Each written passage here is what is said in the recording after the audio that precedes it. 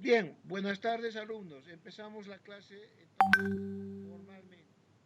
Bien, como les decía, las observaciones que tengo al trabajo con ustedes es que en primer lugar está todo bien hecho. Hay una muy buena este,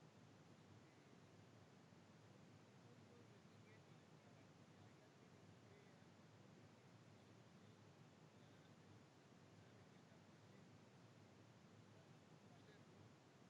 En la última clase les he dado unas pautas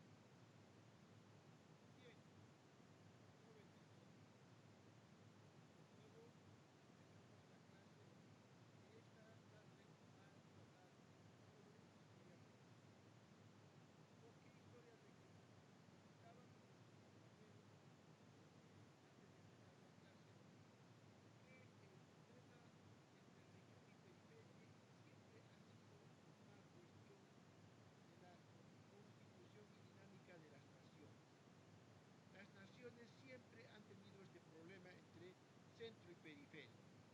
Todas las naciones, todos los estados. Roma ha tenido problemas con los germanos, con los hispanos, con la Galia. China ha tenido problemas con los mongoles, las periferias. Mesopotamia se divide en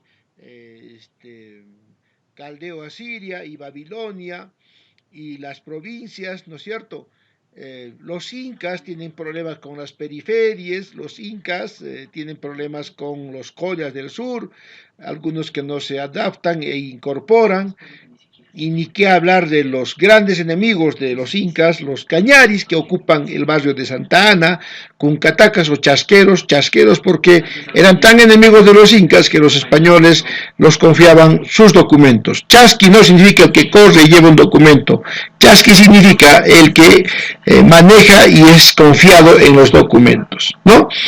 Entonces la lucha entre periferia y centro es un problema central que hay que abordarlo en el trabajo, ¿no? Vascos contra madrileños, y en el fútbol, ¿no es cierto?, el Real Madrid contra Barcelona, el clásico, que refleja nada más pues la pelea entre periferia y centro, ¿no es cierto?, irlandeses y galeses contra el Commonwealth de Inglaterra, ¿sí?, Washington contra el resto de estados, en fin,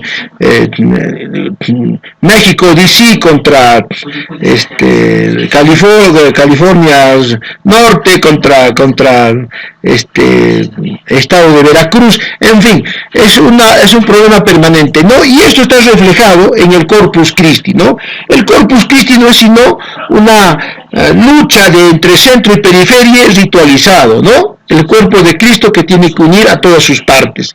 Y en el mito de Excalibur se ve entre la lucha entre Camelot o Avalon contra los demás reinos de Grandelón y otros monarcas al inicio del medievo, ¿no?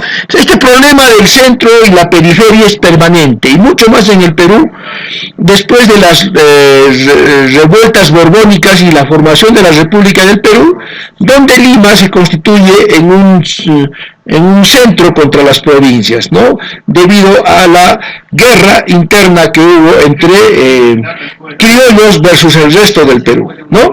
Y esta guerra que se va a traducir después en una guerra externa. La primera guerra abierta va a ser la guerra contra la Confederación Peruano-Boliviana, que se frustra no porque no se pudo, sino se frustra porque los blancos, como ahora la coordinadora republicana que ha confabulado el golpe, no quiere saber nada de los provincianos, ¿no? La mancha india de Cusco, Puno y Bolivia, nosotros no nos van a gobernar.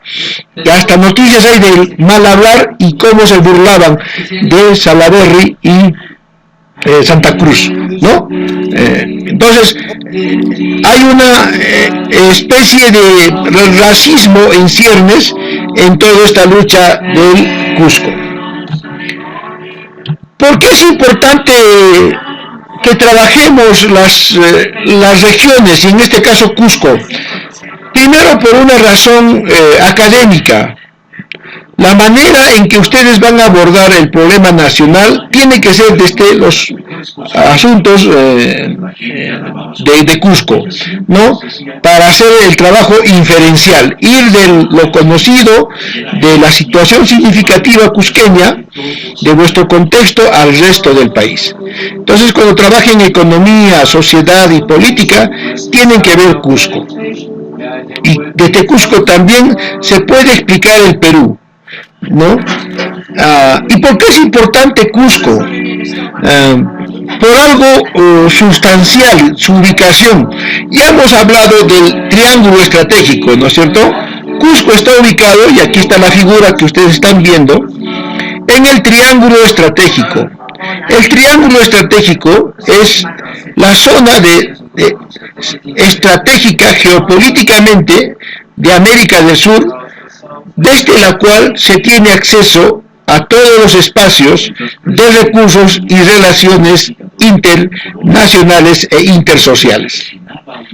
Cusco, ya los incas lo habían previsto, por eso es que los joyas vienen del sur hacia Cusco. Los incas no son cusqueños, en primer lugar, ¿no es cierto? Los incas no son cusqueños. Cusco no es un sitio donde se genera cultura, ¿no? Todas las grandes culturas en el Cusco son prolongación de las culturas joyas, ¿no? Marcavalle, Jotacalli, Caluyo, Chanapata, Lucre, todas esas culturas que conocemos como pre-incas, así se llama, o desarrollos cusqueños antes de lo inca, ¿no es cierto? Ajamama, todo que se habla de Cusco, ¿no? Son producto de otras civilizaciones, ¿no? De lo que se llamó el gran horizonte Huari-Tiwanaku, ¿no? Ahora ya se sabe que ambos son lo mismo, un corredor que viene desde Ayacucho hasta el Collao. Entonces es importante Cusco porque es la zona estratégica. Cuando vienen los mismos españoles, piensan primero en Jauja, luego dicen otra zona estratégica es Ayacucho, pero luego se dan cuenta que lo estratégico ya de cara a Sudamérica es Cusco, pero Cusco tiene un gran problema, no es Mediterráneo, ¿no? Es cerrado, ¿no? Cusco es Mediterráneo, digo, es cerrado, no tiene acceso al mar. Y en una economía como la del siglo XVI, una economía ya ultramarina, era fundamental el mar y el puerto, ¿no? Pero Cusco, sin ser capital, comienza a constituirse por esa razón histórica y por esta razón de el tipo de estado que viene de España, más complejo, en una zona estratégica, valga la redundancia. ¿Por qué? Porque el Canal de Panamá recién se funda en 1915. Se construye, perdón. Y se inaugura el 18-19. Fíjense ustedes que toda la mercadería que venía al Perú de la economía monopolista mercantilista de España y más tarde de Francia e Inglaterra, Alemania, que eran los que dominaban el mundo antes que Estados Unidos, venía por todo el Mediterráneo, pasaba por el Atlántico, el Atlántico Sur, hacía una parada en Buenos Aires, el puerto de Buenos Aires, seguía hasta la Patagonia, cruzaba el Cabo de Hornos, subía toda América del Sur, Chile, la parte sur del Perú, y llegaba al Callao en mucho tiempo. De tal manera que cuando desembarcaba en Argentina, en el puerto, la mercadería corría rápido hacia Bolivia, rápidamente hacia Bolivia, de Bolivia al Perú, y el primer sitio donde llegaba la mercadería, antes que incluso llegara el barco a Callao, era Cusco. Vale decir, Cusco estaba conectado a Europa mucho mejor que Lima y el resto del Perú, mucho mejor. Entonces a Cusco llegaba en tiempo más veloz, más rápido y de primera mano, no solo mercadería del Atlántico y de Europa, del viejo mundo, porque también se incluye todo el comercio africano, el comercio de Medio Oriente y Extremo Oriente, ¿no es cierto? Ya no se olviden que en ese entonces Inglaterra tiene bastantes extensiones con la ruta de la seda, que hoy los chinos están volviendo a enarbolar como una manera de dominio del mundo, ¿no es cierto? La ruta de la seda es una ruta permanente que articula Europa, Oriente Medio y Extremo Oriente en un círculo de bastante mercadería y bastante lucro que hace posible la potencialización de estos grandes imperios, sobre todo el inglés, el otro otomano, el sacro, el imperio austrohúngaro, el imperio ruso y el imperio francés y el prusiano, ¿ya? Entonces la ruta de Argentina Bolivia, Cusco, es una ruta importante que no solo entonces transporta mercaderías, sino transporta ideas. En el Cusco se va a ver muy tempranos movimientos anarquistas. Ustedes saben que el anarquismo es un antecesor del marxismo. El marxismo prende en el mundo recién a fines del siglo XIX. Vale decir, el marxismo se funda en 1848, en febrero, con el Manifiesto Comunista de Carlos Marx y Federico Engels. Luego, un año después, se escribe la famosa Origen de la familia, la propiedad privada y el Estado. Pero no va a ser sino hasta fines del 19, inicios del 20, que va a tener vigencia.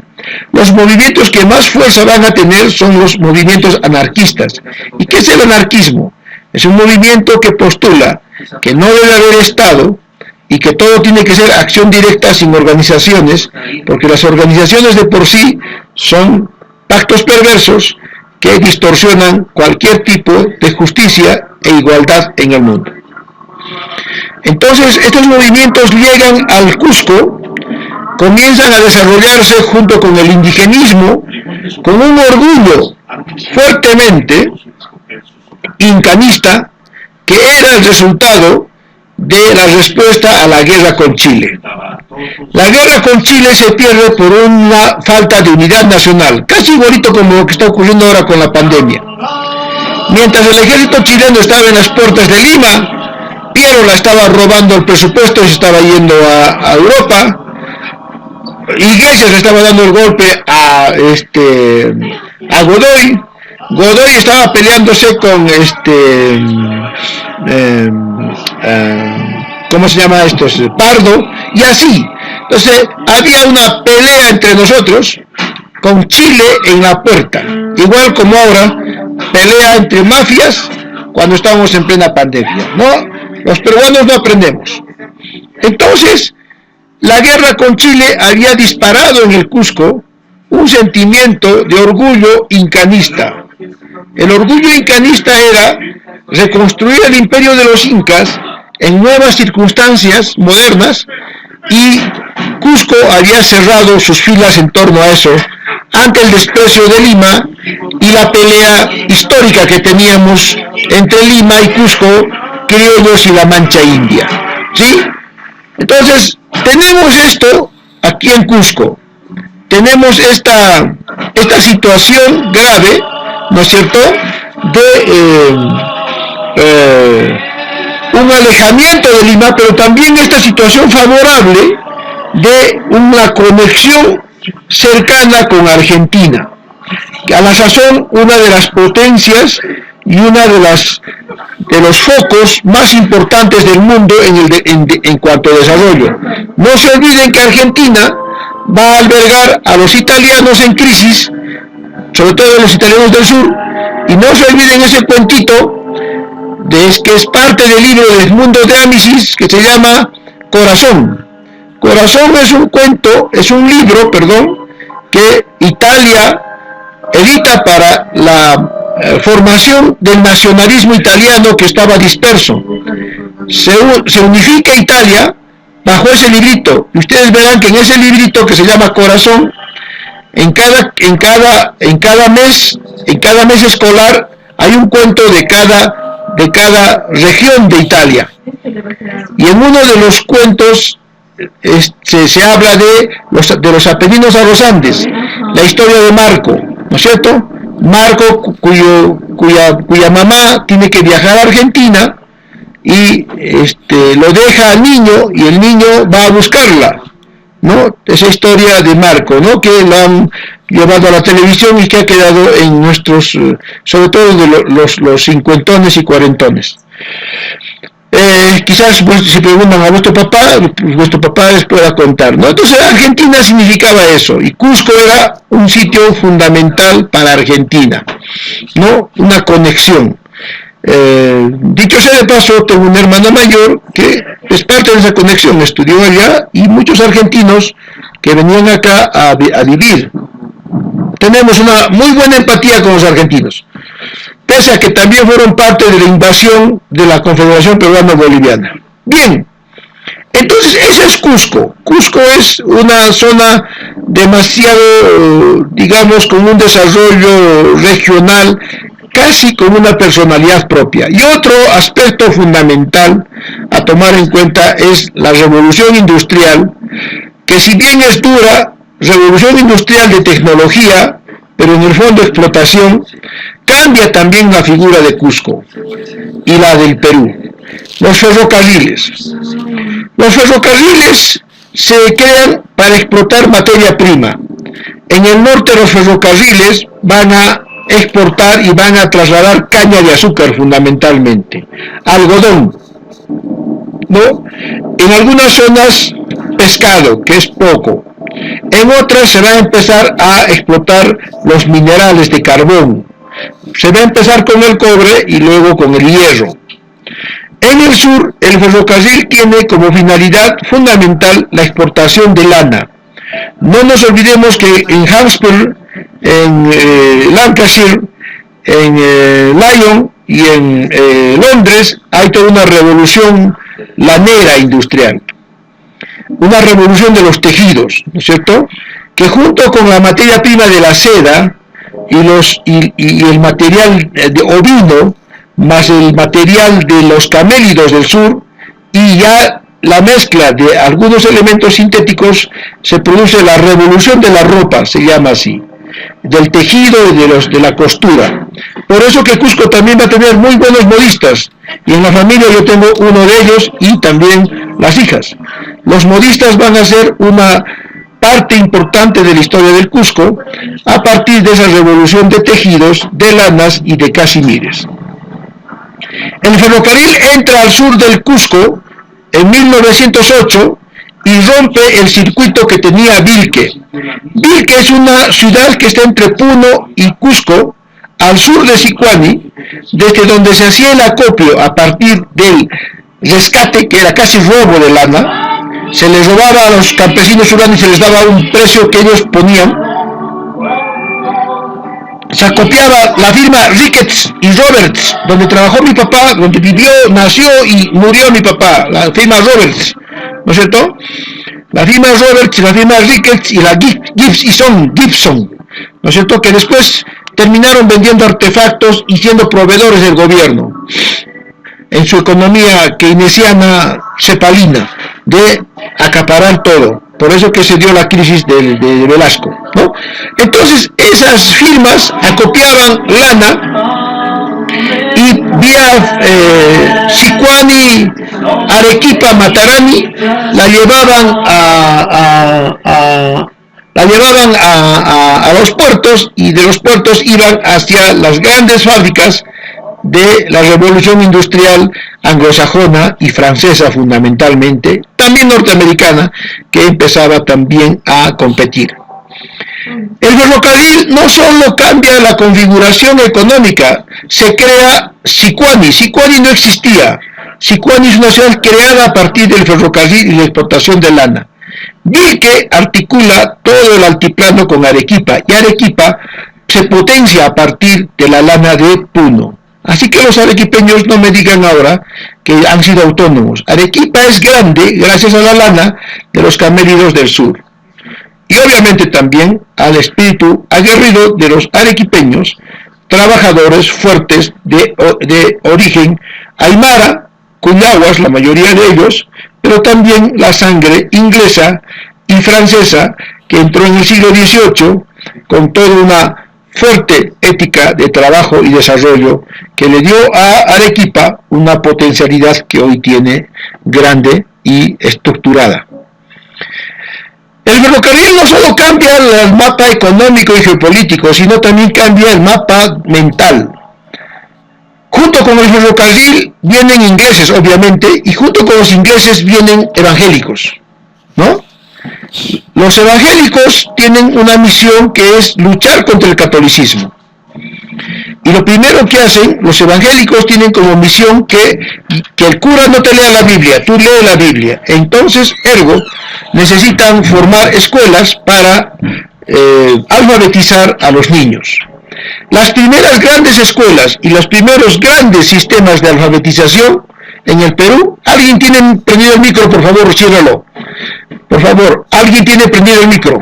Está haciendo interrupción. Si quieren, me dicen, profesor, quisiera participar, con mucho gusto. ¿Se está entendiendo hasta acá?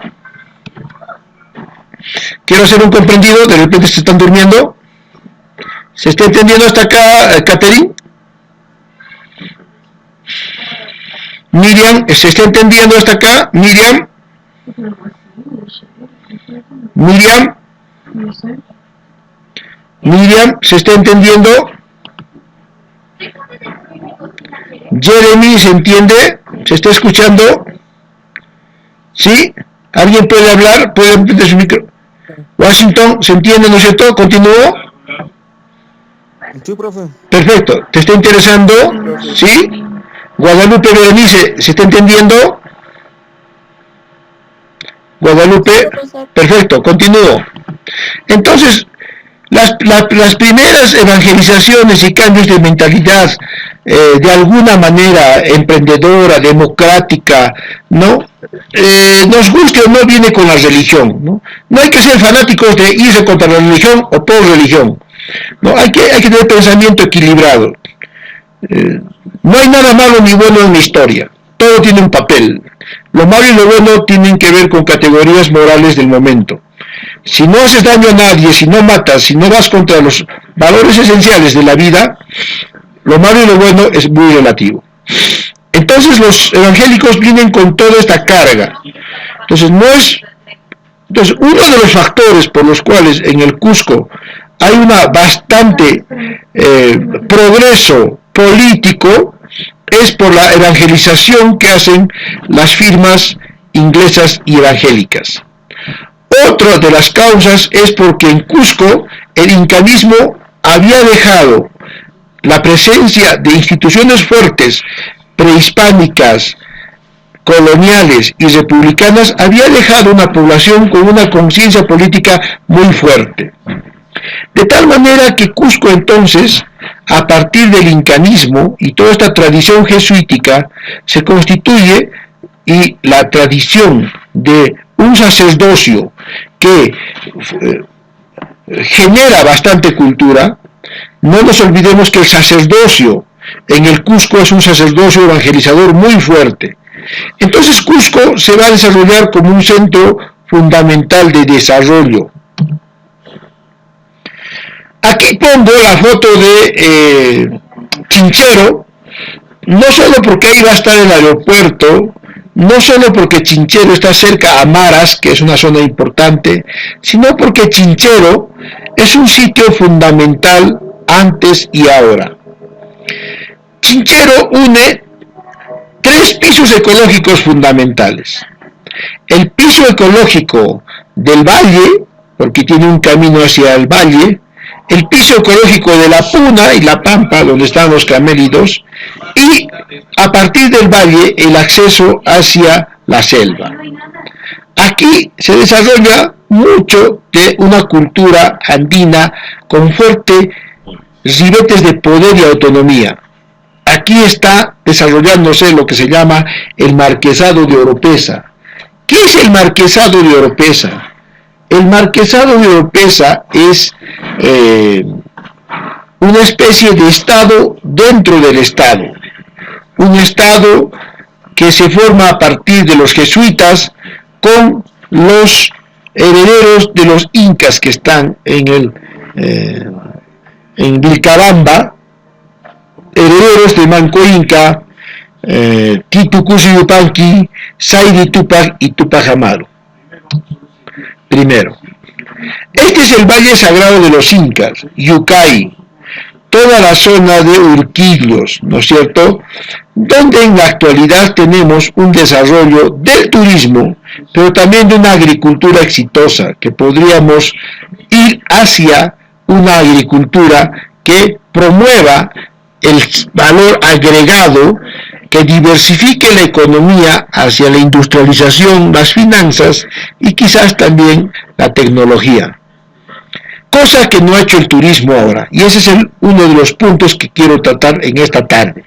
En esta tarde quiero tratar con ustedes cómo el turismo que es una materia cultural que podríamos vender, y a eso iba yo con esta introducción, cómo el turismo, cómo la cultura andina ha podido ser un elemento para proponer al mundo un nuevo modelo de desarrollo.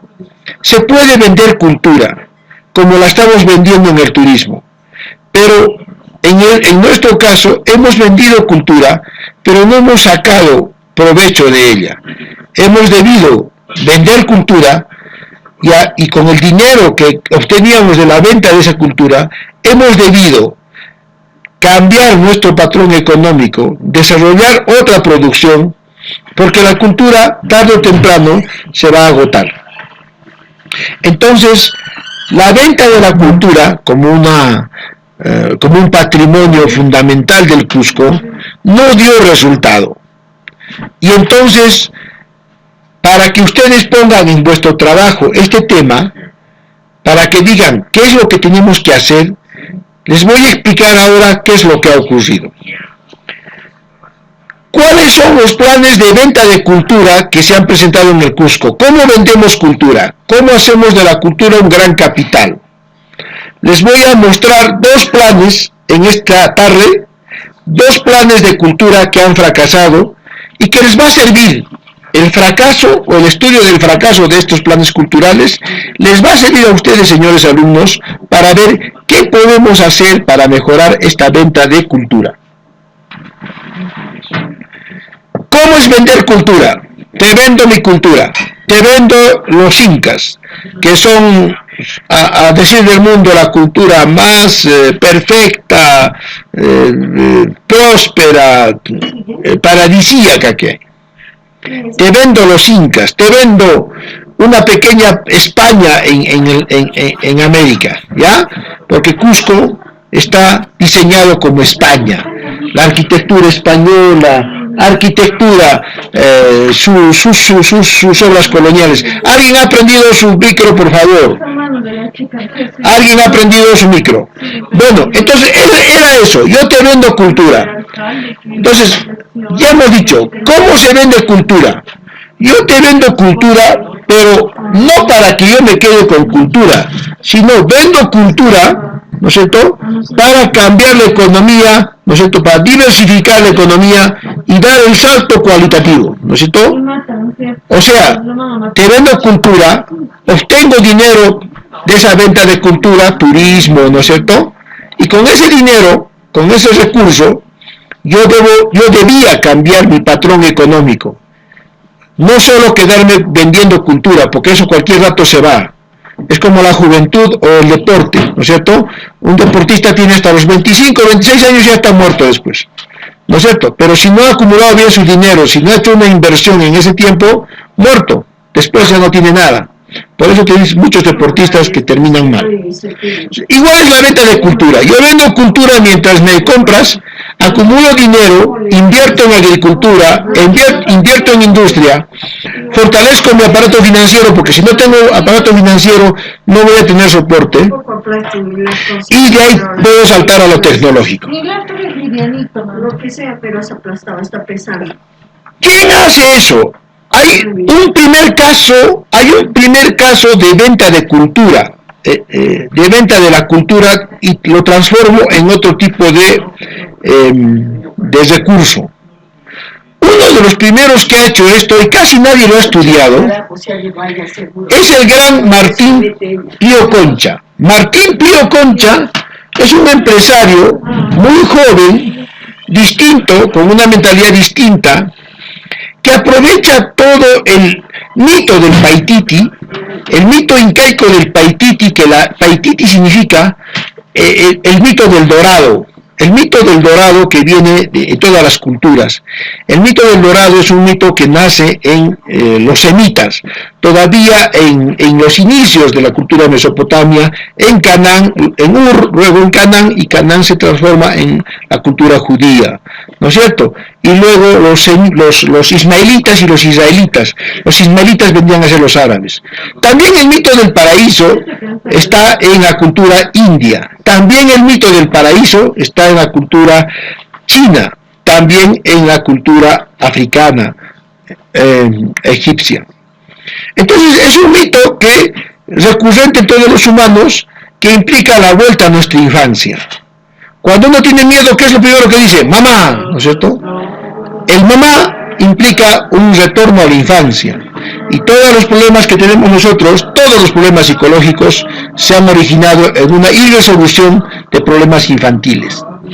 Entonces, esta cultura fuerte del Paititi y del Incario que retorna, del Incarri que va a retornar, ¿no es cierto?, mitad europeo, mitad andino, aprovecha Martín Pío Concha para impulsar todo un movimiento enorme de la convención. Con apenas 26 años, Martín Pío Concha potencia la producción del café, pone plantaciones de café, asesora técnicamente a agricultores de café, impulsa el cacao que tiene origen centroamericano, potencia el cultivo del té, trae técnicos de Malasia, con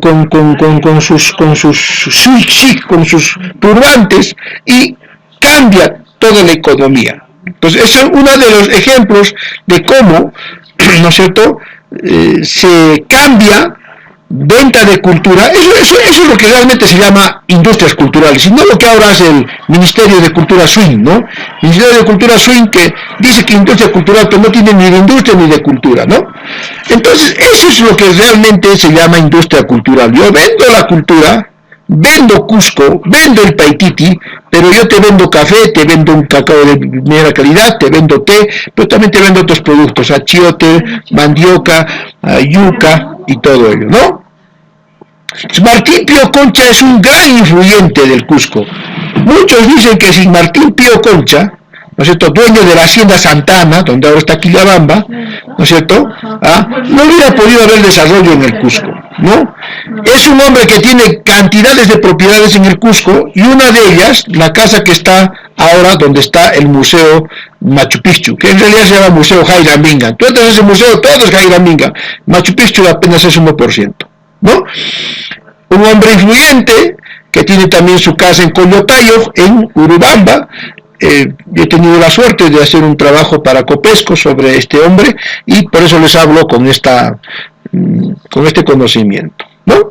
Entonces, ese es un caso muy temprano de venta de cultura por desarrollo diversificado y el salto tecnológico hacia adelante. El segundo salto se da entre fines del siglo XIX e inicios del XX, cuando el mundo está entrando ya en su crisis final.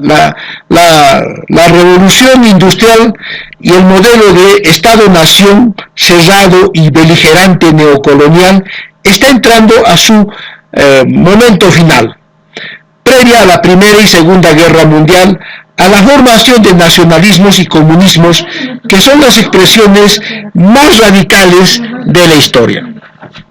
Vale decir, la revolución industrial, que había surgido de la caída de la revolución burguesa ilustrada liberal del siglo XVIII, la revolución industrial, que no era sino un ayornamiento, un disfraz del renacimiento feudal, ¿no es cierto?, excluyente, ¿no es cierto?, que había formado los Estados-nación. Los Estados-nación son organismos que están encargados de evitar a toda costa que haya una revolución. ¿Cuál es el fin de los Estados-nación? Los Estados-nación están evitando a toda costa que no haya otra revolución francesa y que no haya una revolución comunista. Ya no se olviden que en 1542, en 1538, en 1842, en 1838, perdón, en 1898 se producen las primeras grandes revoluciones comunistas en Europa. La Comuna de París, la Revolución de Francia y la Revolución de Alemania. El terror de la revolución industrial era que se produzca una revolución como la francesa que les había causado un terror jacobino, así lo decían ellos. Y San Martín y Bolívar también tenían ese terror. Por eso es que lo primero que hicieron es quitarle a los campesinos la tierra que Jerónimo Cabrera Lartaú, un cura que había logrado repartir las tierras justamente con justicia en la etapa de los Austrias, cuando empezaba la colonia. Entonces, en este contexto del fin del siglo XIX y la crisis final de los estados-nación nacionalistas, ¿no es cierto?, que va a originar a los comunismos y al fascismo, el comunismo en los países donde hay más siervos, Rusia y China, y el fascismo en el país donde hay más fuerte los feudales, España, Alemania del Sur, Italia y el Meiji japonés, ¿no es cierto? Entonces, en esos, así el mundo, en esta crisis de imperios, de imperialismos, donde ya todos los imperialismos habían agotado su espacio y comenzaban a pelearse entre ellos, ¿no es cierto? Ya está desapareciendo el imperio otomano que se había desarrollado a partir de la toma de Constantinopla en 1456, está cayendo el imperio austrohúngaro, que ya no puede sostener sus colonias en los Balcanes. Está cayendo el imperio ruso, que ya no puede sostener los movimientos campesinos que se producen en su territorio. China está en crisis porque ya Sun Yat-sen y Chiang Kai-shek no pueden contener todo el levantamiento popular. Entonces, en el Cusco, en el Perú, está entrando con fuerza Norteamérica. Francia debilitada en sus colonias, Inglaterra peleando con sus colonias de la India y sus colonias de Indochina y de China Oriental, está cada vez más débil. Y además de que han tenido guerras internas comerciales y entre ellos están obstaculizando. Norteamérica aprovecha eso. Y en 1909 tenemos en el Cusco a un grupo de jóvenes modernos que se oponen a una universidad feudal. ¿Y por qué hablo de la universidad? La universidad en ese entonces no es lo que es hoy la universidad. La universidad a inicio del siglo XX y fines del siglo XIX era el centro del poder social, político, mental y religioso del mundo peruano y sureño. La universidad no es lo que es hoy. El rector de la universidad era el hombre más influyente de la zona sur. Era un cargo de casta, ni siquiera era un rector, regentaba, por eso la palabra rector, o sea, era dueño del cargo. Los catedráticos eran dueños del cargo y asumían el cargo por aristocracia, por sangre, por sucesión feudal. Obviamente en un mundo modernizado, donde ya la industria había desarrollado hace un siglo, donde las ideas nuevas empezaban a florecer, en los liberalismos, las ideas de república, republicanismo, ¿no es cierto? Y el socialismo, aparte de eso, ¿no? Los grandes movimientos humanistas, integracionistas, antiimperialistas que ya comenzaban a surgir, con los anarquistas y los marxistas, los liberales, obviamente estos jóvenes eran rebeldes. En ese entonces el Perú estaba bajo la ínfula de Norteamérica. Norteamérica ya estaba entrando fuerte a Sudamérica después de haber fracasado en su guerra de secesión para expandirse hacia el sur. La guerra de secesión se produce en Norteamérica porque los del sur, que son más tradicionales y esclavistas, no se quieren adaptar a las reglas de juego de los norteños más industriales, más liberales, y se inicia la guerra. Unos hacen la unión y los confederados del sur contra la unión del norte, ganando Lincoln luego, y Norteamérica empieza un auge. Todavía no ha empezado la revolución mexicana de Zapata y Pancho Villa, pero ya la revolución de Querétaro en 1879, las grandes rebeliones en América ya están influenciando a el pensamiento rebelde. ¿Qué quiere decir esto? Que en ese entonces Norteamérica comienza a formar políticos peruanos en Norteamérica. en su territorio. Y dos de los grandes políticos peruanos que se forman en Norteamérica son los dos geniales, uno Francisco García Calderón, hermano de Ventura García Calderón, el gran literato, y Augusto Bernardino Leguía, a la sazón un joven economista con una mentalidad amplia, dinámico, pero que en el fondo tenía caracteres autoritarios. Estos dos hombres más otra pléyade de gentes se van a formar en Norteamérica, van a volver al Perú y van a tomar el poder. Augusto Bernardino Leguía gobierna en dos periodos, 1908-1912, 1919-1930, hasta el golpe de agosto de Sánchez Cerro, un fascista. Entonces es en esta circunstancia que se produce la gran reforma universitaria de Cusco, que no es cualquier reforma universitaria, que es más bien una nueva propuesta de planteamiento y programa de modernización del Perú. Unas jóvenes que están en el Paraninfo disparan al aire, y las señoras que están en el jato de la Plaza de Armas, porque antes la Plaza de Armas era un mercado, dicen, se estarán peleando por la única alumna que hay en la universidad. Y en septiembre de 1909 empieza una gran reforma universitaria, la asociación universitaria, con las ideas causistas y con las ideas positivistas del momento, y las humanistas toman el poder de la universidad, destituyen al rector Araujo, sacan las cátedras Trivium, que era sobre retórica, teología y oratoria, y ponen cursos de economía, cursos de ciencias, biología, física, química y estudios de antropología cultural y antropología política. Una gran revolución del conocimiento, de la política, de la sociedad y la tecnología. Al mando de esa revolución está el gran joven moqueguano, que nace en Moquegua, pero que de niñito lo traen acá, y por eso que los cusqueños no le ponen ningún monumento, porque nació en Moquegua, pero uno no es cusqueño porque haya nacido en Cusco, sino así mucha gente que no ha nacido acá, sino es por lo que ha hecho. Y este hombre merece un monumento. Luis Eduardo Valcárcel, hijo de un gran comerciante, comienza a estudiar a todos los humanistas, comienza a estudiar la antropología que había dado curso ya en Europa, que estaba estudiando los pueblos. Un hombre que al principio es influenciado por la Revolución Rusa del 17, ¿no es cierto? Todavía no es la Revolución Rusa, 1909, ¿no? Pero que en ese entonces el joven Luis de Valcárcel está comenzando a tener una especie de influencia tremenda en el Cusco. ¿Y dónde quieren que vive Luis de Valcárcel? Justo donde ahorita está el local de la Universidad Diego Quispetito, su casa. Después pasó al Estado y después pasó a la universidad que nos alberga ahora.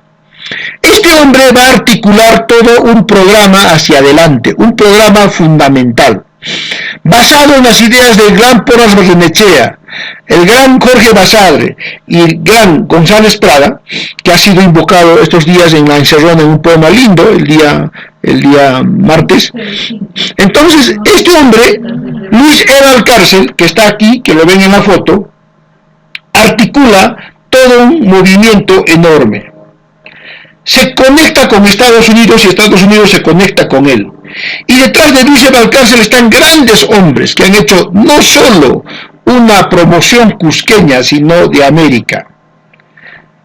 José Gabriel Cosio, que es un gran biólogo que comienza a estudiar toda la fauna cusqueña, secretario de la universidad, y el que va a denunciarlo a Hiram Bingham cuando Hiram Bingham comienza a sacar restos de cultura material y a no dar información a la universidad. José Gabriel Cosio es un hombre que se enfrenta al tremendo Hiram Bingham, que venía con todo el poder a utilizar Machu Picchu para potenciar Estados Unidos y potenciar su carrera luego en Connecticut como senador. Está Uriel García, que es un sociólogo del cual yo estoy hablando de otros hombres no solo porque he leído esto, sino que tengo el privilegio de ser nieto de uno de sus alumnos más queridos, ¿no? Que me lo contó. Entonces, este hombre va a cambiar toda la estructura política social del Perú, del Cusco, a partir de un enganche con la modernidad. Entonces viene a tomar la universidad un norteamericano, este hombre, que se llama Alberto Yesique. Norteamérica se da cuenta que no va a poder tomar Sudamérica, porque ha perdido la guerra contra el antihispanismo. Se ha dado cuenta que estas naciones se están fortaleciendo. Entonces, en vez del palo, les doy zanahoria. ¿Y cuál es la zanahoria de ese entonces? Y aquí voy con el tema de la tarde, la venta de la cultura. Pero ya no te vendo la cultura yo, te voy a vender la cultura procesada desde Norteamérica. No es casual que en 1941, justo poco antes del ataque a Pearl Harbor, ¿no es cierto?, Norteamérica financiara en el Cusco, con un gran y altísimo presupuesto, el primer Inti Raymi. ¿Por qué viene acá el mismísimo presidente Prado a inaugurar el Inti Raymi? ¿Y qué papel juega Humberto Vidal Unda y todos estos hombres que potencian el Inti Raymi? Norteamérica se juega por el Perú porque Perú estaba, y Argentina sobre todo, que tenía bastante influencia italiana y con tendencia fascista, ¿no es cierto?, se estaban por inclinar hacia el eje. Y con estos golpes de cultura, de apoyo cultural, es que Norteamérica logra que Perú y muchos países los apoyaran en la causa contra el eje, fundamentalmente después de el ataque a Pearl Harbor y más aún después de la batalla de Midway y hasta la toma de Europa desde la operación Overlord el 6 de junio de 1944. Entonces, ¿qué tenemos? Que este hombre viene a conquistar América, pero ya con un nuevo método, con la cultura. ¿Y cómo viene? Y dice, bien, yo vengo de Norteamérica, me ha mandado el gobierno norteamericano, yo voy a ser vuestro rector de la universidad y les voy a enseñar y motivar la cultura andina. Por eso lo primero que hace este hombre es contactarse con el más lúcido y mejor de todos, Luis E. Valcárcel. Va a ser su mano derecha. Pero no solo va a promocionar la cultura andina como una manera de la presencia norteamericana para vender cultura y luego transformarla, porque su discurso es importante. Ustedes pueden leer su discurso en la revista universitaria de 1909 de marzo, cuando toma el rectorado, dice: he venido a hacer cuscología. ¿Y qué es cuscología? Es utilizar la cultura para promover el desarrollo. Amartya Sen, las nuevas teorías económicas, que hablan de competitividad, que hablan de competencia, que hablan de espíritu de emprendimiento, todo eso que ustedes conocen ahora como economía moderna, economía moral, economía del emprendimiento, economía de la actitud, ya lo está usando este hombre muy temprano a su modo. Y entonces plantea que cuando Cusco crezca, va a haber un ferrocarril Cusco-Nueva York y va a desarrollar el mundo y el Cusco. Vale decir que este hombre está proponiendo que la cultura del Cusco, como cultura, se puede convertir en producción económica, social, política y dar el gran salto de la modernización. Lo primero que hace Alberto Yesique es, por supuesto, lo que he dicho, cambia todos los estudios de la universidad, hace estudiar tecnología, ciencias puras, física, química, no se estudiaba. Física, química, biología, antropología, economía. A la economía le da un factor fundamental. Los que estudian economía deberían hacer un estudio de la economía a partir de este gran hombre.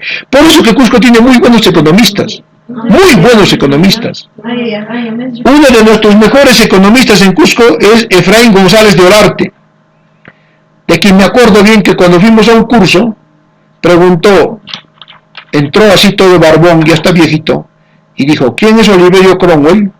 Y nadie sabía. Y yo le hablé de Cromwell y me dijo, cusqueño seguro, porque mi dejo era cusqueño, ¿no? Entonces este hombre, González de Olarte, este hombre, comienza a vender la cultura como desarrollo. Y entre uno de sus aspectos está el turismo, por supuesto. Incluso Jesse, que tenía el plan de reconstruir Lambayeque y hacer una ciudad turística. Y tenía un plan de hacer en Cajamarquilla. Tenía planes en Pachacama. O sea, un gran hombre, un visionario de ese entonces, ¿no es cierto?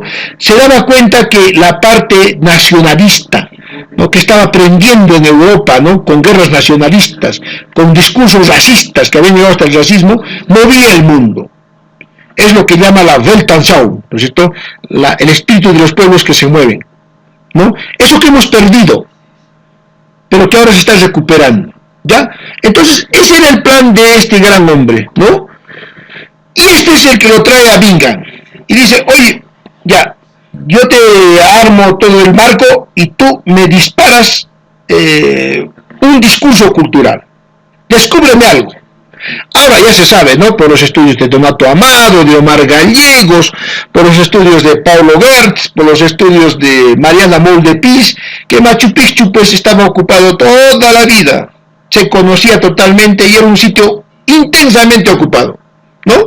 Coca. Ustedes saben perfectamente que si quieres tener calor permanente, un cultivo de calor permanente, un cultivo en el que no tengas al día 2 horas de frío, porque si a la palta le metes 2 horas de frío, a la coca le metes 2 horas de frío al día, adiós coca. El maíz puede resistir un poco, pero la coca y la palta no. Y la coca, que es fundamental, entonces, ¿dónde se da el frío? Entonces dirán, en el valle. Mentira, porque cuando el aire se enfría, ¿dónde baja? Al valle. Pero ¿dónde hay más estabilidad de calor? En la parte media. ¿Quiénes conocen Choquequirao? Los cocales no están al borde del río, los cocales están al medio del cerro, porque es la zona donde das 24 horas está caliente, excepto algunas horas entre las 4 y 5, 3 y media, 5 de la madrugada, ya que baja no a frío, sino a temperado. Entonces las zonas de Machu Picchu, Choquequirao y Vilcabamba son zonas cocaleras, así como las de Tome y Cosnipata. Entonces es imposible que toda la colonia que tenía a la coca como producto fundamental de la Ruta del Sur haya desperdiciado esas zonas importantes cocaleras de Machu Picchu. Machu Picchu, último reducto del Inca, sitio donde el Inca veraneaba. Por favor, hay que ser más lógico para hablar de la zona, hay que tener mucho más conocimiento, ¿no? Entonces, este hombre Bingham, ¿no?, va a inventar una historia, va a desconocer todo, va a ocultar documentos, ¿no?, y que se han descubierto. Con la doctora Mariana Moll descubrimos hace 7 años, y siempre me recuerda ella, ¿te acuerdas de nuestro libro? Y les voy a regalar el libro que hemos hecho, ya, donde prueba cómo falsifica. Hemos hecho un librito y lo tengo en digital. Entonces este hombre te falsifica la historia, justo como para esos fines políticos, ¿no? Sirvió en ese momento y escribe un libro que se llama Machu Picchu, Origen y Fin de la Cultura Inca. Aquí les presento unos mapas que demuestran, mapas de 1550, que demuestran que en 1552, 50 años antes que el 11 de julio de 24 de julio de 1911, cuando Bingham descansaba a las 10 de la mañana y alguien le dijo, por allá hay un sitio que se llama Picchu, cuando estaba por Mandor, ya estaba descubierto Machu Picchu, y no solo descubierto, Machu Picchu ya estaba mapeado. Y aquí tenemos los mapas de August Bell y Hermann Göring. No es Göring, no es Hernán Göring, por favor, Hermann Göring. Hernán Göring es el lugarteniente nazi, ¿no? Tiene ese homónimo. Como dicen otros, Colombroño. ¿Qué es un Colombroño? Tiene el mismo apellido y nombre, pero no son parientes. Perfecto, entonces aquí les demuestro cómo en el Cusco se mueve la historia, se mueve toda esta cultura de hacer economía con la cultura, pero que eso tiene sus bemoles, tiene sus luces y sus oscuridades. Voy a hacer un alto para ver cómo están. ¿Todo bien? Moisés, ¿se escucha? ¿Se entiende? Moisés, buenas tardes. ¿Se escucha, Moisés? Buenas tardes, profe. Sí. ¿Se entiende? ¿Se entiende, Caterín? Caterín, buenas tardes. ¿Se entiende? Profe, buenas tardes. ¿Estás siguiendo? Sí, profe. ¿Te interesa o te aburre? Hay que buscar los 3 caminos. No, profe, está interesante el tema. Perfecto. Gabriela, ¿te interesa o te aburre el tema? ¿Sigo? Gabriela. Siga nomás. Ya, perfecto. Siga nomás. De vez en cuando es bueno un ratito. Ya, porque ya está interesante. Miriam Estrella, ¿te parece bien el tema? ¿Continúo? Miriam Estrella. Sí, profe, está genial. Siga nomás. Continúo entonces con el tema. Ya, perfecto. ¿A dónde voy con todo esto? ¿A dónde voy? A que la gestión, el impulso de este tipo de economía de cultura, de venta de cultura, tiene sus bemoles, tiene sus luces y sus oscuridades. ¿Cuáles son sus luces? Que es posible, hay sitios donde sí se ha vendido cultura. El desarrollo de Italia, por ejemplo, con el plan Marshall, a partir del western spaghetti que se llama, o películas western italianas, ha logrado desarrollo. Muchos sitios de Grecia han logrado desarrollo a partir de su cultura. Otros han tenido fracasos monumentales. Y parece que uno de esos puede ser lo de Cusco. No ha vendido cultura, tiene, pero ¿en qué ha terminado el Ministerio de Cultura? ¿En qué ha terminado el boleto turístico? ¿Y en qué ha terminado el turismo? Miren cómo está Cusco. Todos los huevos lo hemos puesto en una sola canasta y no hemos diversificado la economía. Y cuando se ha caído la canasta, todos los huevos se han roto y nos hemos quedado sin huevos y sin comida.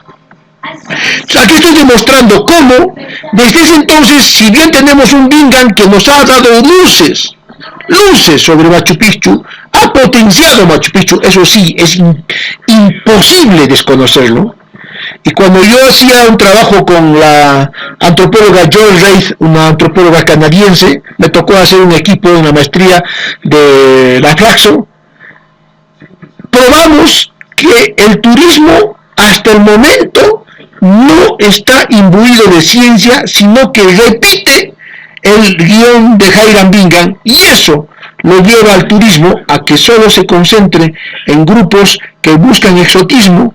Eso no promueve un pensamiento sobre algo más que el exotismo, te da un desconocimiento, te desconectas de la realidad. Vale decir, vendemos humo, vendemos ilusión, pero lo peor de todo no es que vendas ilusión. Bueno, en fin, que el que quiera comprarse, que se compre ilusión. El problema es que eso ha influenciado en toda la estructura económica. No hemos ido más allá y no hemos hecho de los recursos del turismo otro factor. Entonces aquí te estoy probando cómo el engaño en el turismo es muy temprano.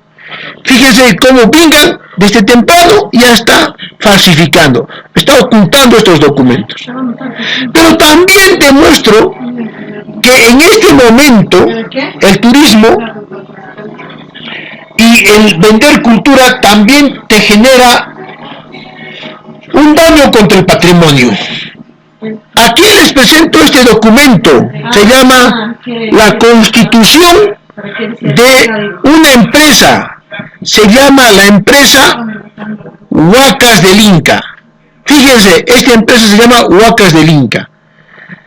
Así como hay hombres como Martín Pío Concha, que limpiamente, con el trabajo, con el emprendimiento limpio, generan recursos, así como una parte de Hiram Bingham y de Alberto Yeseke y de Luis Valcárcel aportan con la cultura, pero otra parte está lo sucio, la falsificación.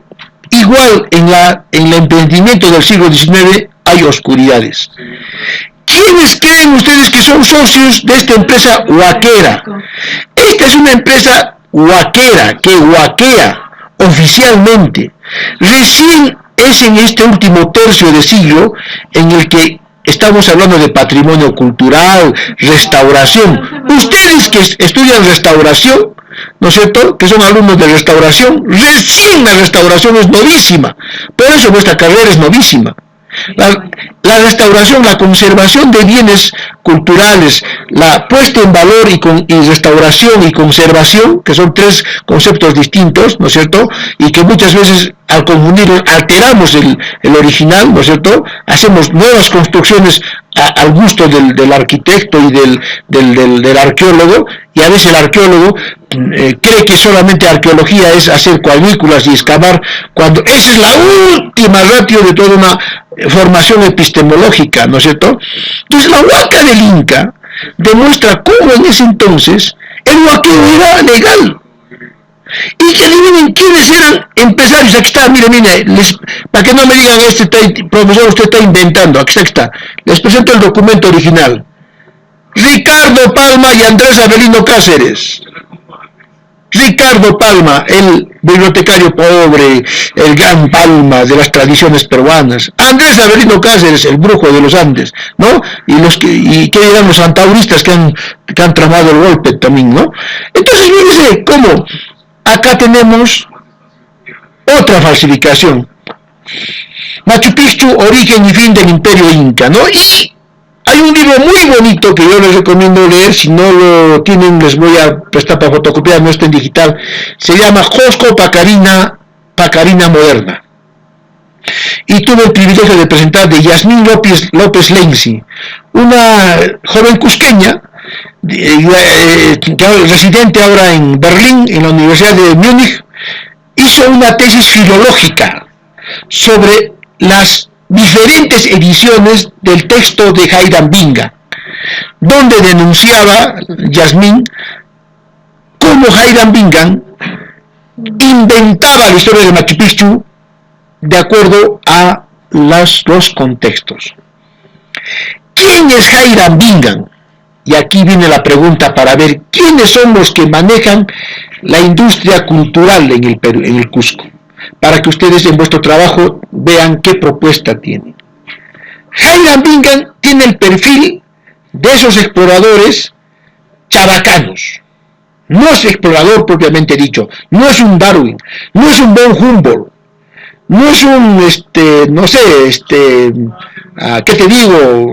Pasteur, no, es un medio político, medio vivo, medio empresario, medio académico. Y su vida te lo dice todo. Un vividor. Primero, que el dinero ni siquiera es suyo ni prestado. Se casa interesadamente con una de las familias más ricas, Tiffany, de Connecticut.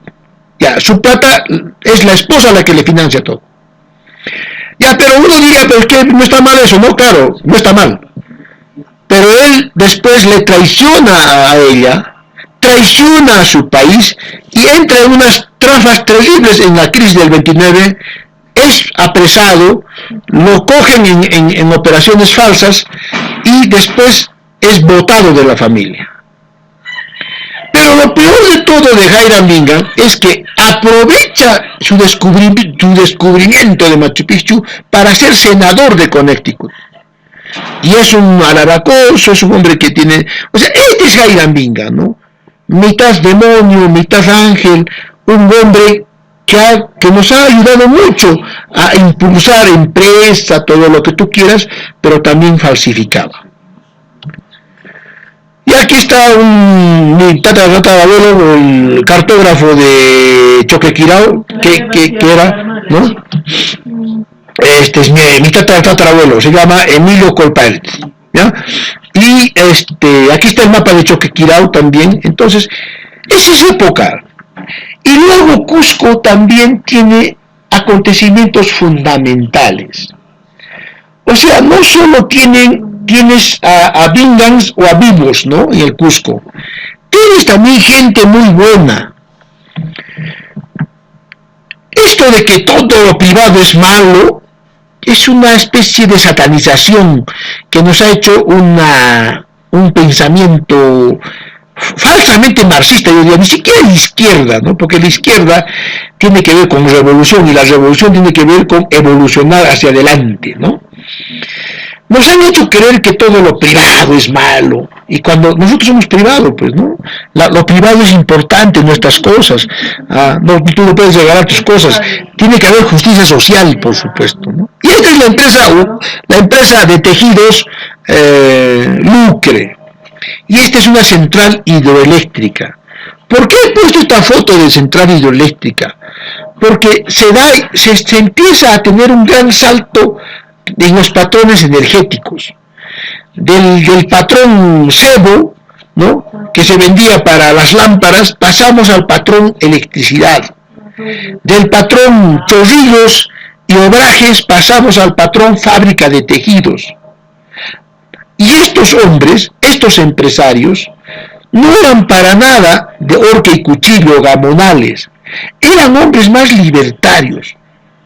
Y el ejemplo de esto es Narciso Arestegui, Clorinda Mato de Turner y muchos otros empresarios que, a diferencia de los gamonales terratenientes, comenzaron a tratar como empleados y como seres humanos a sus trabajadores.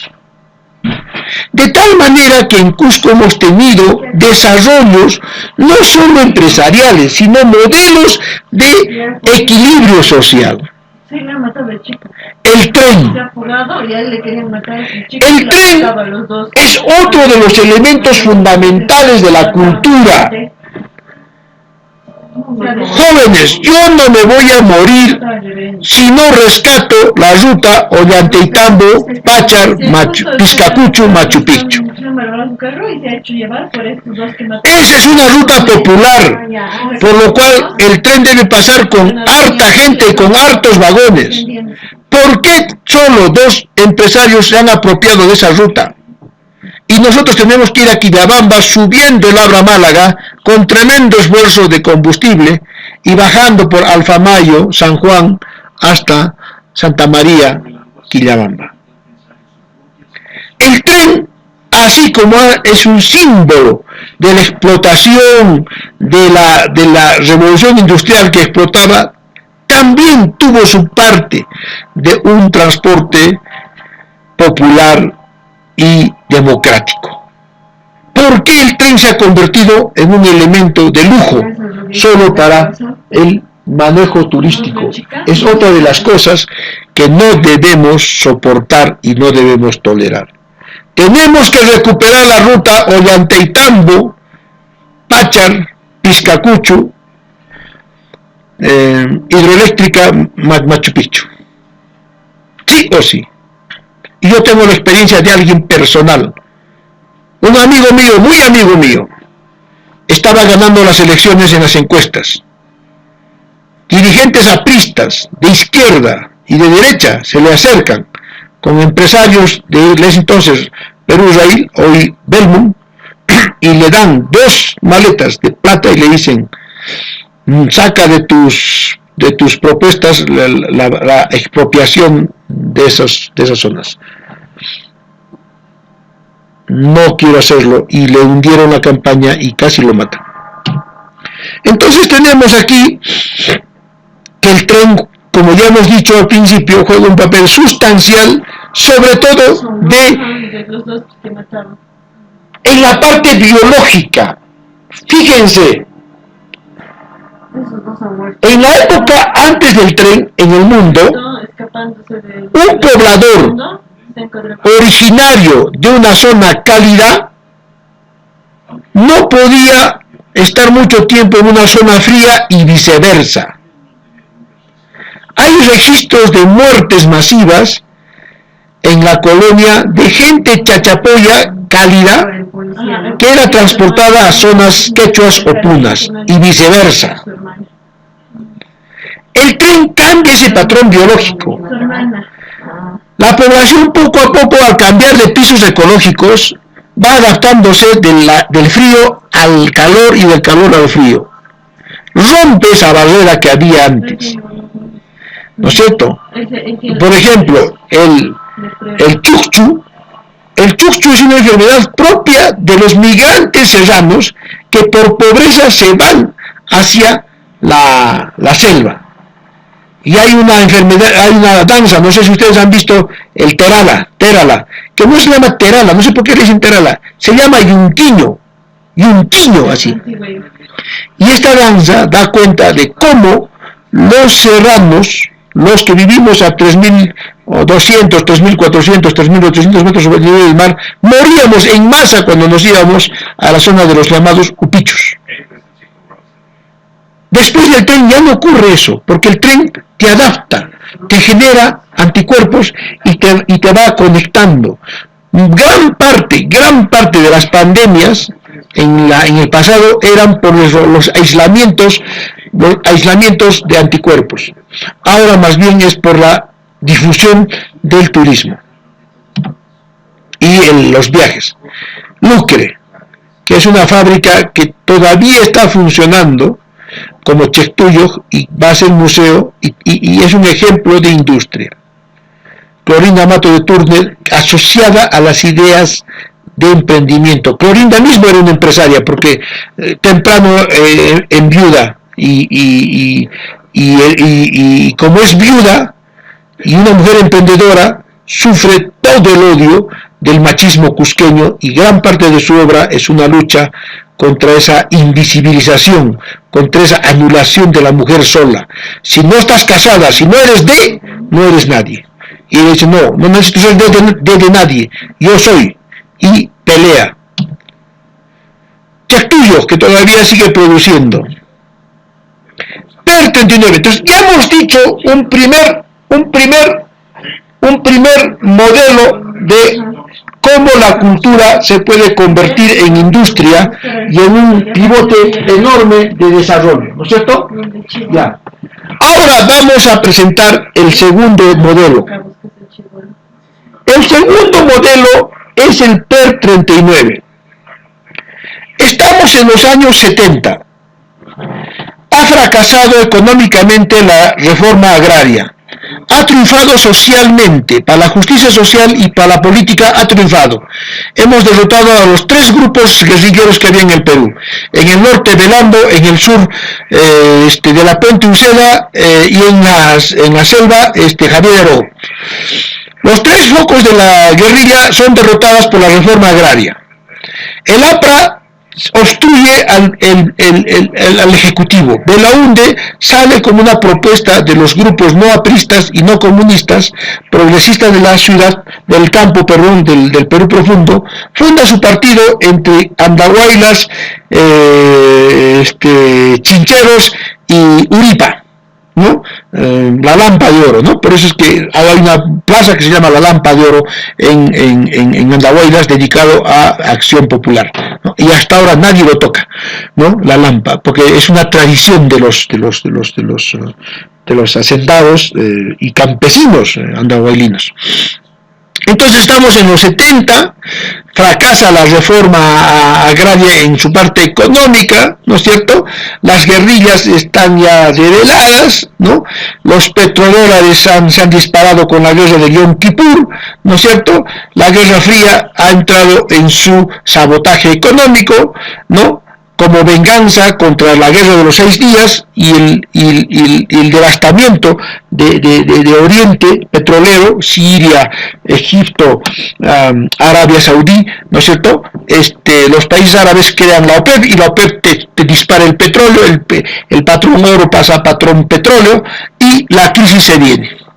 Entonces, ante esta crisis, los países que tienen capacidad instalada o alguna tradición liberal, burguesa, industrial, se salvan. ¿Y qué va a pasar con el Cusco? Hemos matado a la gallina de los huevos de oro. Por sacarnos la muela nos hemos cortado la quijada. Por curarnos el dedo del pie gordo nos hemos mutilado toda la pierna enterita. La reforma agraria. ¿Eran gamonales, eran tiranos? Por supuesto que sí. Pero eran los únicos que te movían la economía. conocían todos, pero conocían 4 siglos de manejo de redes comerciales, producción, tenían lazos financieros, tenían lazos comerciales, manejo de mercado, manejo de estrategias, y te los matas a todos. Les das la tierra a los campesinos, pero no reviertes la economía, ¿no? La misma estupidez que cometió Mao Zedong con el gran salto del año 59 al año 62 y que originó que Deng Xiaoping tomara el poder.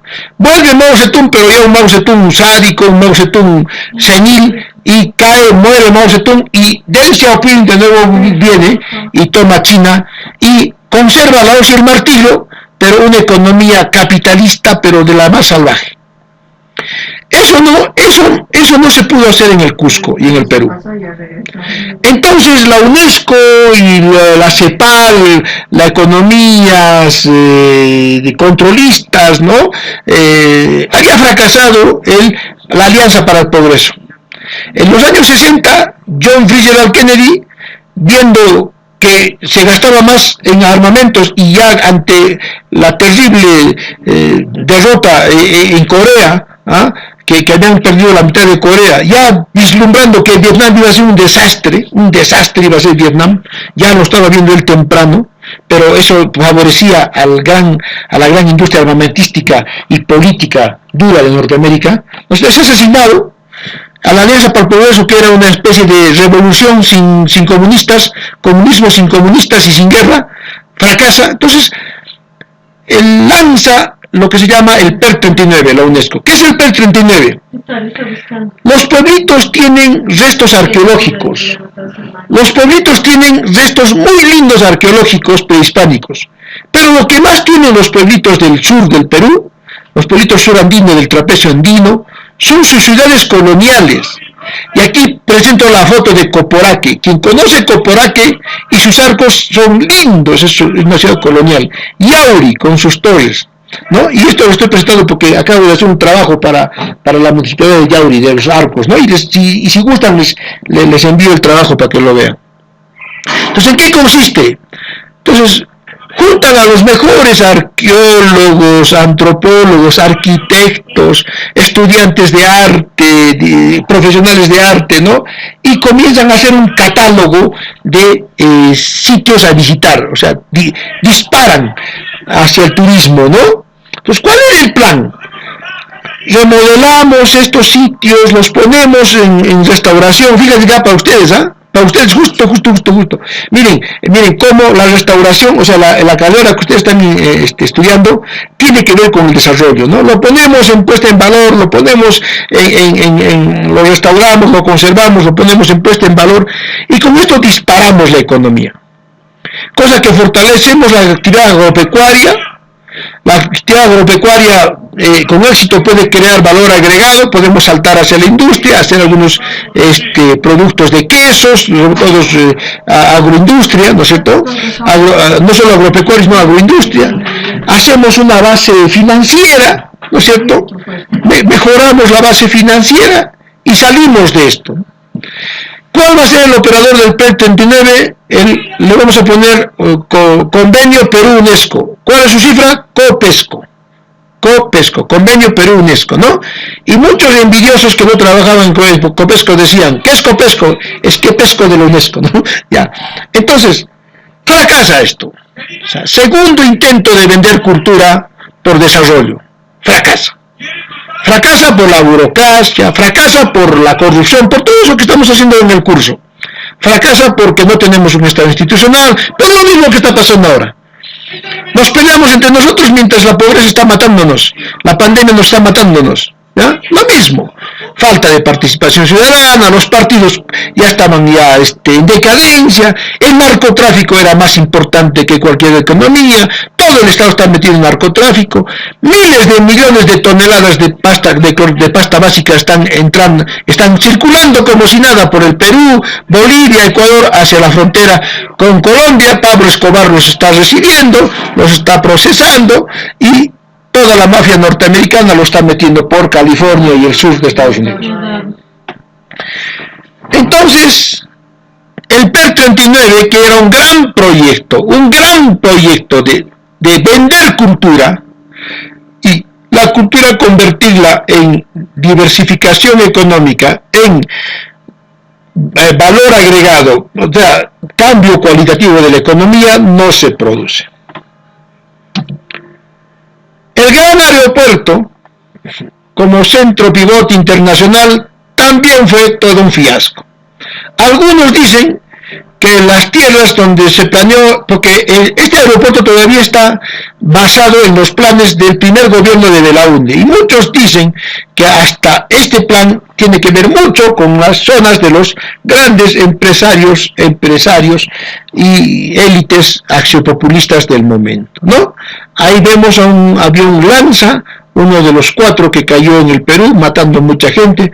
Uno de ellos cayó el año 67 en San Jerónimo, y yo lo vi al avión mentira. Serían unos 15 minutos antes de que caiga. 15 minutos antes de que caiga el avión, porque ahí iban toda la élite del Cusco, iban los más pitucos. Fue otra de las derrotas. Es increíble, ahora se cae un avión y no pasa nada en el mundo. Antes se caía un avión y moría la élite, porque ahí viajaba la élite. Cuando cae este avión, mueren también la clase dirigente en el Cusco, ¿no? Entonces cayó en San Jerónimo, se achicharró y murieron mucha gente. Uno de ellos, pariente mío, me acuerdo bien que a las 2 horas vino llorando a la casa y dijo: mi papá se ha muerto, ¿no? La familia Corbacho, uno de los Corbacho, que eran parientes de él, la hermana mayor de mi madre. Entonces estos aviones que no funcionaban, que caían, este aeropuerto que nunca despegó, este futuro de Cusco que nunca se hizo, ¿no es cierto?, tiene su símbolo en estos dos grandes mamotretos y farsas que son el hospital regional y el aeropuerto, que pinta de cuerpo entero cómo en el Cusco nos falta una burguesía regional, liberal, yo diría, con las palabras de esto que les he mandado, este gran Vergara, ¿no es cierto? Nos falta republicanismo. Y que no es lo mismo que la coordinadora republicana, estos fascistas, ¿no? Porque la palabra republicana lo han usado a su antojo todos. Sun Yat-sen, Mao Zedong eran republicanos, ¿no? Pero hay que darle otra connotación a la república. Y acá pongo un ejemplo de posibilidad. Esta es la Caja Municipal Cusco, que en este momento está pisándole los talones en bancarización y en colocación de préstamos al BCP. La Caja Municipal Cusco en este momento lidera el segundo lugar la Asociación de Bancas del Perú. Ha logrado desarrollar una gran cantidad de emprendimientos informales, MIPES, pequeña y mediana empresa, y se presenta como una posibilidad. Frente a toda esta desgracia, 2 presidentes regionales presos, un presidente regional electo que no hace nada, que no sabe ni siquiera atar y desatar, que no puede hacer nada, un centralismo que a propósito deja que nos corrompamos, para que no despeguemos, ¿no es cierto? Presupuestos enormes de canon y sobrecanon que han pasado por Quillabamba, Charati, Quepasiato, y no tenemos ni siquiera un balón de oxígeno ni un hospital en esos sitios. Todos los alcaldes de Charati presos, y se crea un distrito para saquear, Megantoni, el nombre del papagayo, Megantoni se llama. Y el alcalde preso, lo acaban de la semana pasada apresar, ¿no? Plata que pasó por Yauri, y nada, sigue atrasado, ¿no? Una ciudad que se ha modernizado, pero los campesinos más pobres que antes, ¿no? Primero la empresa Tintaya, ahora Antapacay, nada, toda la plata, ¿dónde se irá? Tambobamba, las bambas, peleándose entre los fuerabambinos y las mafias de las comunidades con las mafias de los asesores. Entonces, más allá de eso, digamos que hay núcleos, hay posibilidades, hay espacios, hay nichos que nos dicen que junto con lo malo también está lo bueno.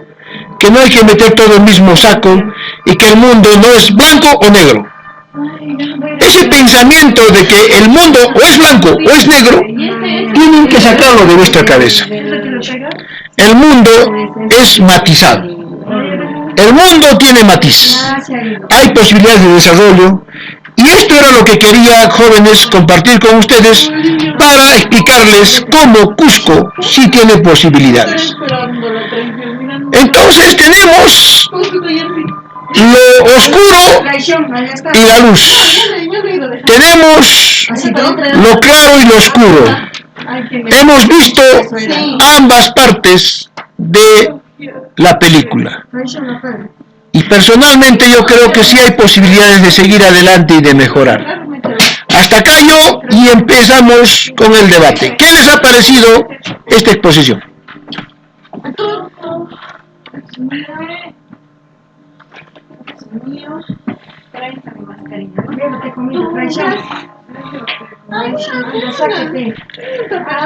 Participaciones.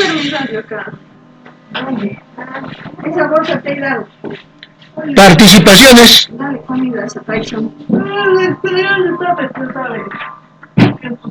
Eso de Hiram Bingham, profe, no sabía yo. Eso es nuevo para mí, profe. ¿Qué no sabías?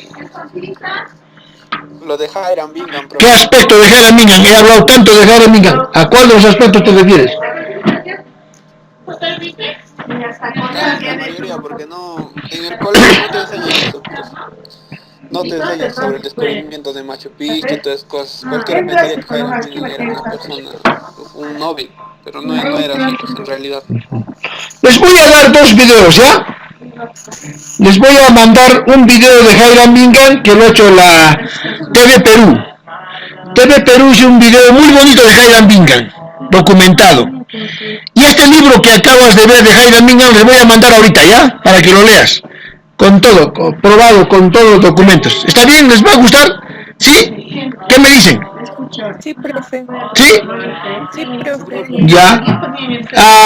Lo esencial es que ustedes me planteen en qué medida se puede utilizar la cultura cusqueña como un producto económico de impulso de la economía. Ese es el punto. En la parte que van a hacer el trabajo sobre región, la idea, ¿cuál es nuestro capital en Cusco? No tenemos capital agrario, no tenemos.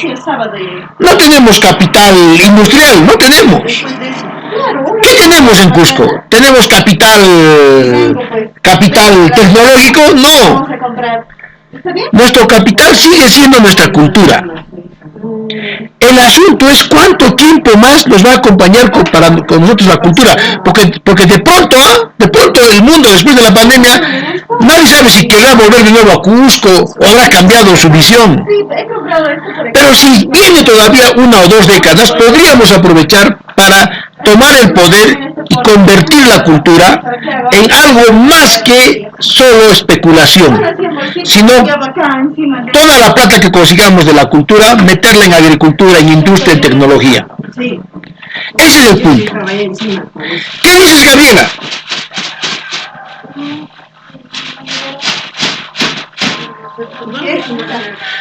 ¿Qué me dices, Gabriela?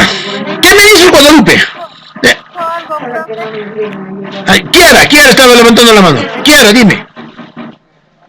El azul es el negro, ¿cierto? Pero yo pienso que esto vendría desde la educación, que nos inviertan más perspectivas como investigación, porque con la investigación podemos crear tecnología y ya no podíamos explotar solamente productos secundarios, sino también primarios.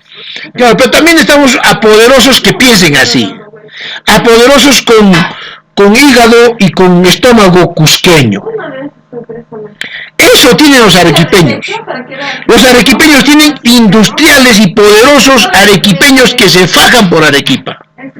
Los huancaínos tienen poderosos que se fajan por Huancayo.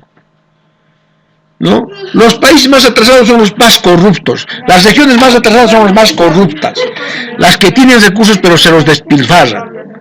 Entonces no es solo educación, yo creo que es educación, es política, es una clase empresarial, son los poderosos que tienen que jugárselas, ¿ya?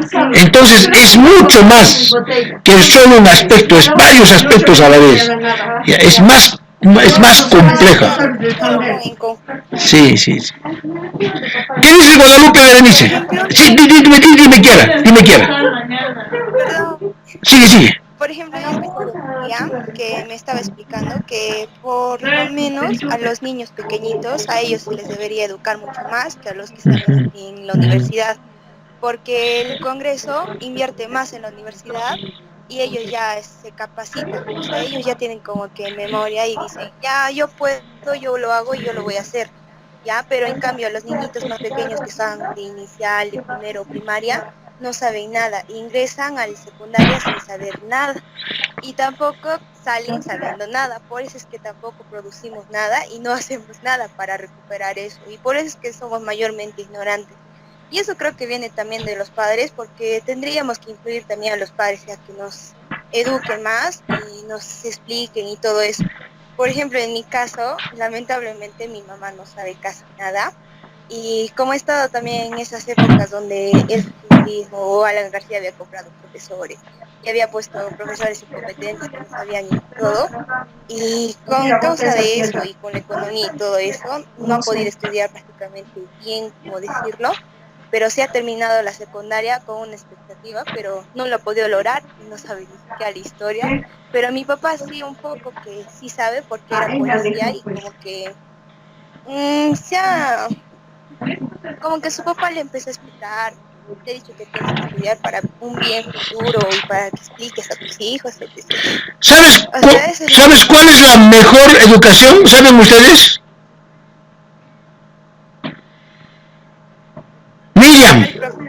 Miriam, ¿cuál es la mejor educación?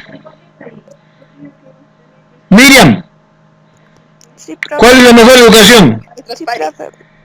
Un niñito de 0 a 3 años por minuto genera 3.000 neuronas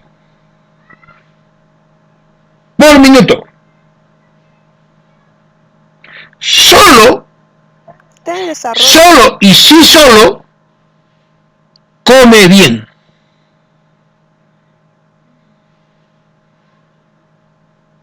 ¿Me dejo entender?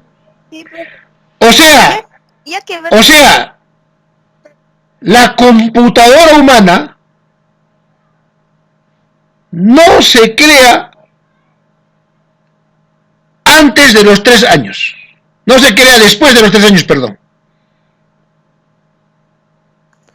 Por eso, profe, dirán los abuelitos también, si tienes buena alimentación, alianca y profe, así dirán. Claro, o sea, no es lianca y nomás, es también yachay.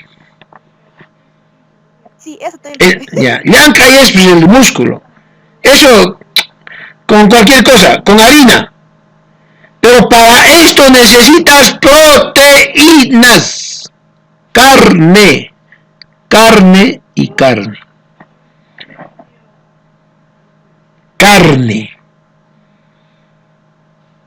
Huevo, kiwicha, habas. Carne. O sustancias, o una leche de una madre que coma carne. Porque ahí le das hierro, le das proteínas. Si hasta los 3 años no creas la computadora, así le metas universidades, comida después, no vale. La computadora humana, las mejores se crean de 0 a 3 años. Por eso es determinante, súper importante, la única posibilidad de que crees educación es alimentando al niño de 0 a 3 años. Segunda fase. Puedes tener buena computadora, pero si no lo estimulas, si no le programas la computadora de 3 a 5 años, así tengas el mejor aparato, tampoco funciona. ¿Se dan cuenta de lo que digo?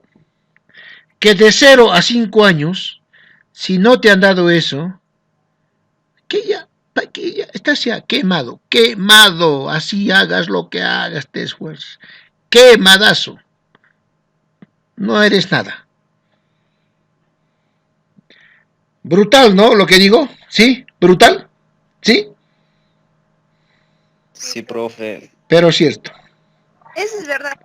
Por eso es que en otros lugares, en los lugares rurales, por ejemplo, no hay tantos niños que están estudiando bien. ¡Claro! ¡Claro! Yo trabajo en área rural. Haces de todo. Los profesores se paran de cabeza, de pestaña, mirando así. ¿Qué ha pasado? ¿Qué ha pasado? ¿Y por qué? No tiene neuronas. Tiene un 10% de neuronas que tiene cualquier ser humano. 10% y 5% y eso. Y los que han tenido neuronas no han tenido estímulo.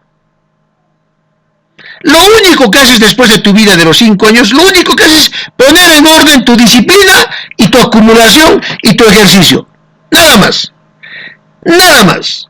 6 años ya es tarde para empezar a estudiar. Tarde para dar esas cosas. Ya no haces nada, es irreversible. Muy duro lo que les digo. Muy duro. Sí, profe, además es una realidad. Es una realidad. Deberíamos hacer como los países potencias, por ejemplo, ellos agarran a los congresistas y los congresistas van a las... Claro, ni siquiera tienen, ni siquiera son los más importantes los congresistas. Son ciudadanos de tanta calidad, gente ya autónoma, que los congresistas son, ay, por las puras, están ahí de adorno, están a los congresistas. La gente solita autonómicamente se desarrolla, entre ellos acuerdan todo. Lo único que hace el congresista es refrendar lo que está ya la sociedad acordando. No es como acá que está peleando y estamos viendo cómo se pelean y nosotros por otro lado, no. Tontería. ¿Por qué? No, conmigo primero. Tú tienes 5 parientes impuestos en acá. No, a ti te han dado 140,000. A ti no. Tú me vacas, yo ahora voy a ser presidente. Ayúdame, Fuerza Armada. ¿Qué es esto? ¿Qué es ridículo? Cada uno peleando por su talega y nosotros muriéndonos, caray.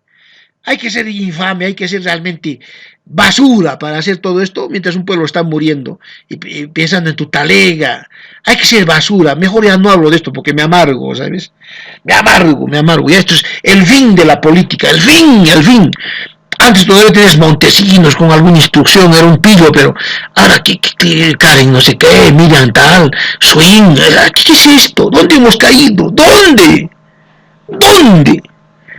¿Y quiénes tenemos la culpa? Nosotros por no participar en política, por decir que otros participen, que lo que sea a mí no me interesa. Nosotros hemos hecho esto. Nosotros tomemos lo que queremos por no participar. ¿Y quién va a remediar esto? Nosotros, haciendo organizaciones, haciendo bien el trabajo, estudiando bien, haciendo buenas restauraciones, siendo buenos profesionales, aprendiendo a saber por quién votar, controlándolos, participando. No te digo que hagas una revolución, te metes a un partido, la bandera, lucha armada, te vayas al monte, dinamita, no. Con tu trabajo, pero participa, entérate de la política, lee. ¿Por qué esperas que por una nota nomás leas la realidad nacional? Tiene que ser por tu convicción, por tu país, por los que van a venir después de ti. Son jóvenes todavía, ustedes tienen toda la vida para vivir. ¿Y qué va a pasar con los que van a venir si es que no cambian ustedes? Este es el momento. Porque si no cambian en estos años ustedes, van a lamentarse un siglo más, 2 siglos más. Disculpa que les hable así, ¿sí? Me van a disculpar. Pero realmente indigna esto, ¿sí o no? Me van a disculpar. Sí, bro. No estoy por el curso. Profesor, ¿cuándo se cierra la plataforma? ¿Cuánto tengo? Ustedes deben decir bien las cosas y después ya pensar, ¿no? Si no es el punto salvar o no, ya si quieren les salvo a todos, ¿no? Pero ese no es el punto es que les sirve este curso. No es salvar o no salvar, tengo créditos, voy a tener mi título, eso no es. ¿Qué haces con tu título si es que no tienes corazón, si no tienes cabeza, si no tienes experiencia, si no tienes calidad de gente? ¿Qué haces con un título? ¿Cuántos titulados tenemos en la calle? Hay patanes, gente que no sabe nada, hacer nada. Porque así lo ha sacado el título como sea. Como no les ha costado, tampoco lo van a defender, pues. La única manera de valorar las cosas es que te cueste, que tengas experiencias, que participes, que te involucres. ¿Te vas a meter en líos? Claro que te vas a meter en líos, sino que es la vida, pues. ¿Quién ha dicho que la vida es un lecho de rosas? La felicidad es justamente meterse en problemas y salir de ellos y ser digno de esta vida. No problemas por las puras, no problemas tontos, no, los problemas que realmente hay que afrontarlos. Perdónenme, jóvenes, por hablar así.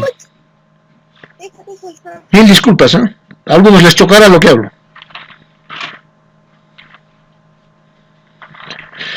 ¿Está bien entonces todo? ¿Sí? ¿Qué dices, María Angélica? ¿Por qué estás calladita, María Angélica? ¿Está bien?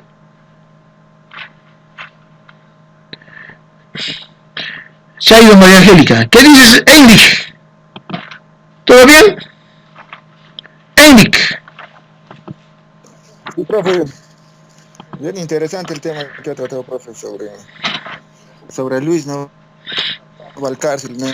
Tiene razón también sobre lo que nos está diciendo ahorita, de que no nos falta también de poner de parte de nosotros, ¿no? Para poder llegar a un mejor desarrollo en todo lo que nos respecta a la carrera. Sí. Más que carrera tienes que ser gente. Primero gradúate de gente. Yo siempre he dicho, ¿qué pero doctor, ¿de qué te sirve si no eres gente? ¿De qué te sirve? Es un papel más. Tienes que demostrarlo con tus hechos, tienes que ser gente para ganarte que te digan maestro, que te digan cualquier cosa. Gente. Ante todo tienes que ser gente. Ese es el primer título que tienen que obtener ustedes. Sean gente, participen, no sean indiferentes. Ustedes, nosotros somos parte del problema, entonces nosotros salimos de esto. Jóvenes, con esto me retiro. Por favor, 5.000 palabras. He abierto hasta, como he dicho, por favor, que sea hasta el martes, sea máximo. Porque más tarde ya no voy a poder, humanamente uno no va a poder calificar. Tienen los parámetros, tienen todos, los voy a volver a mandar. No me despido porque, de hecho, que vamos a seguir conversando. Ha sido para mí un honor, de repente es esta la última clase, es más probable que sea la última. Un honor para mí haber sido vuestro profesor, aprendido de ustedes, estar con ustedes. Les agradezco mucho, les quiero mucho, como mis hijos, como su maestro que soy, como mis discípulos. Vayan adelante, no sean indiferentes, cambien este país. Primero cambien ustedes, sean más gente, más sensibles, más comprometidos, no sean indiferentes.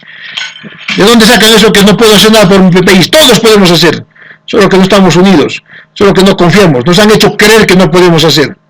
Ya, jóvenes, aquí tienen un amigo a quien pueden confiar, cualquier rato hablar, pedir lo que quieran. Yo sé que la vida a veces nos separa, a veces nos vamos a olvidar, pero siempre va a haber alguien que nos vamos a dar un saludo. Ahora es más fácil por las vías electrónicas que hay. Y pues nada, hacer el trabajo, yo voy a estar ayudándolos a vuestro servicio. Y un gusto haber trabajado con ustedes, haberlos conocido y haber compartido con ustedes.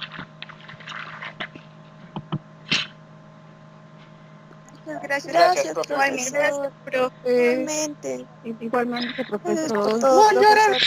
Ama bajas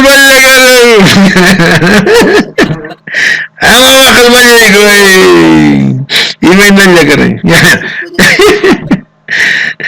Jóvenes, estoy para ustedes. Cualquier rato me buscan, me molestan, libros, pero primero hay que terminar esta tarea, ¿ya? Y después sigamos con la amistad. Un gusto, jóvenes, buenas tardes y no nos despedimos. Sigamos siendo amigos, sigamos comunicándonos y esta tarea lo más pronto. Por favor, ¿sí? Un abrazo fuerte. Cuídense.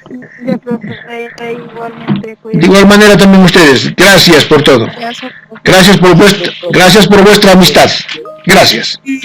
Ya, póngame ahí un piropito, algo ahí para que me sienta tranquilo esta tarde.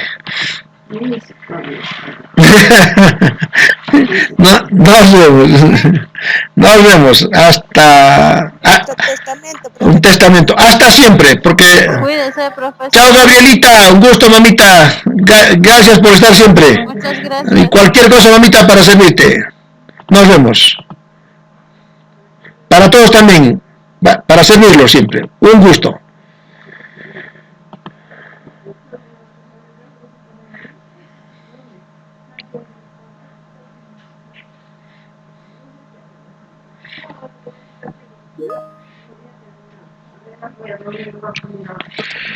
Mm.